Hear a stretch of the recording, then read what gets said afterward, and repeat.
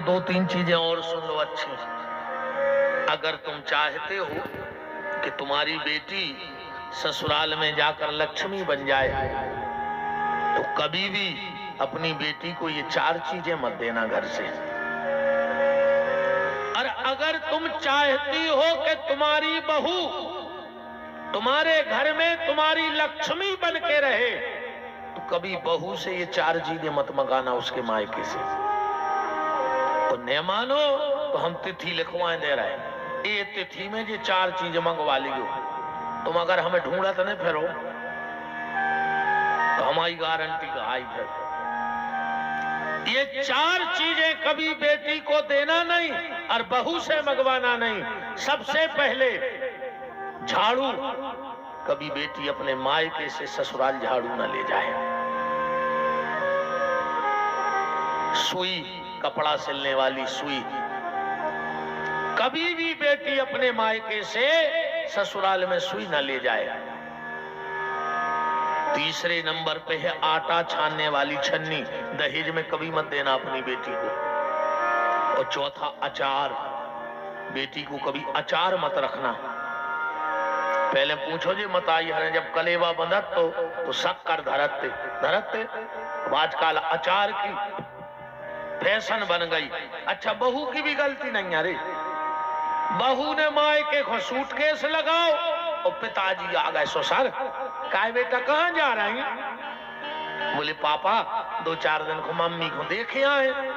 ससुर पता है क्या कहते? बेटा तना अचार तो लाया जो समदन के हाथ कैसो अचार। अरे बोले ले तुमको बुढ़ापे में समदन के हाथ को अचार अच्छा लग रहा हो? ये चार चीजें कभी अपनी बेटी को मत दो। और अगर घर की रिद्धि सिद्धि चाहती हो तो चार चीजें अगर घर के भीतर आ जाएं तो कभी बाहर मत जाने देना। अगर तुम्हारे चौखट के भीतर ये चार चीजें हो गई हैं तो कोशिश करना कि ये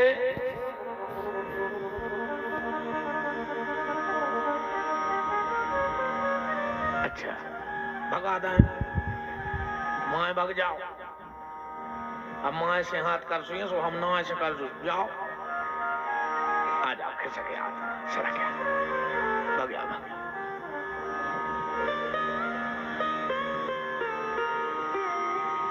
चार चीजें घर से बाहर मत होने देना। सबसे पहला, अगर तुम्हारे घर में गणेश जी की मूर्ति है और एक बार घर के भीतर आ जाए तो कोशिश करना कि वो कभी घर के बाहर न जाए। कभी किसी को दान में दो चीजें मत देना। कबों को गणेश जी दान में न दियो। यहां तक विधान है कि बिटिया के ब्याह में भी गणेश जी न दो चज्जे। गणेश जी दान न करो चज्जे। आजकल शादी ब्याह में सबसे ज्यादा गणेश जी पे बट रहा है। गणेश कभी किसी को दान में मत दो। और आंवरी को पेड़ो कबों को दान न करियो। अगर तुम्हारे घर में आंवला लगा है तो तुमको न मंदिर में लगाया हो हाथ से, पर कभी किसी को दान मत देना। अन्य मानो तो 4 नमे कोनो भी 4 नमे रेगुलर आंवरी दान करके देख ले। 4 नमे कोई को भी आंवली दान करके देख लो, तुम्हें पता पड़ जाए कि महाराज का कह रहे थे। ठीक।